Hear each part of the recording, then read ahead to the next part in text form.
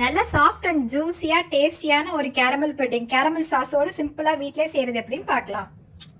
இதை செய்யறதுக்கு 5 முட்டை எடுத்துக்கோங்க. இது கூட 1 கப் சீனியும் 2 கப் பாலும் சேர்த்துக்கோங்க. இனிப்போட டேஸ்ட் என்ஹான்ஸ் பண்றதுக்காக 1/4 டீஸ்பூன் உப்பு சேர்த்து ஒரு பீட்டர் வச்சு சீனி கரையிற அளவுக்கு நல்லா பீட் பண்ணிக்கோங்க. சீனி கரைஞ்சா போதும், நுர வர வரைக்கும் பீட் பண்ண வேண்டிய அவசியம் இல்லை. இப்போ கேரமல் சாஸ் பண்றதுக்காக ஒரு பேன்ல 1/4 கப் சீனி போட்டு அடுப்புல வச்சு மெதுவா கிளறி விட்டுக்கிட்டே இருங்க. சீனி கரைஞ்சு சாஸ் ரெடி ஆனதும் ஆஃப் பண்ணிடுங்க. ரொம்ப ப்ரௌன் ஆக வேணாம். இந்த சாஸை நம்ம எந்த பாத்திரத்துல வேக வைக்க போறோமோ அதுல ஊத்தி ஒரு 5 நிமிஷம் செட் ஆக விடுங்க. 5 நிமிஷத்துல கேரமல் செட் ஆனதும் பீட் பண்ணி வச்சிருக்க முட்டை கலவையை இது மேல வடிச்சு விடுங்க. இதை மூடி போட்டு இட்லி குக்கர்லயோ ப்ரெஷர் குக்கர்லயோ வச்சு வேக வச்சிருங்க. ஸ்டீம் பண்ற பாத்திரத்தோட உயர அகலத்தை பொறுத்து குக்கிங் டைம் மாறுபடும். எனக்கு 20 நிமிஷத்துல புட்டிங் நல்லா செட் ஆயிடுச்சு. இதை வெளியே எடுத்து வச்சு லேசா ஆற விட்டு ஒரு கத்தியை வச்சு சுத்தி வர ரன் பண்ணுங்க.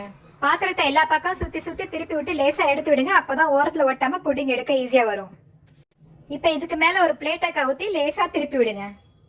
லைட்டா மேல தட்டி விட்டு பாத்திரத்தை மெதுவா மேல தூக்குனீங்கன்னா புட்டிங் உடையாம பர்ஃபெக்டா வெளியே வந்துடும். இப்ப தேவையான அளவுல பீசஸை கட் பண்ணி சர்வ் பண்ணுங்க.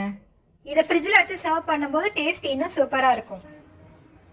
நல்லா சாஃப்ட் அண்ட் ஜூஸியா இருக்கிற இந்த புட்டிங்கை கேரமல் சாஸோடு சர்வ் பண்ணுங்க.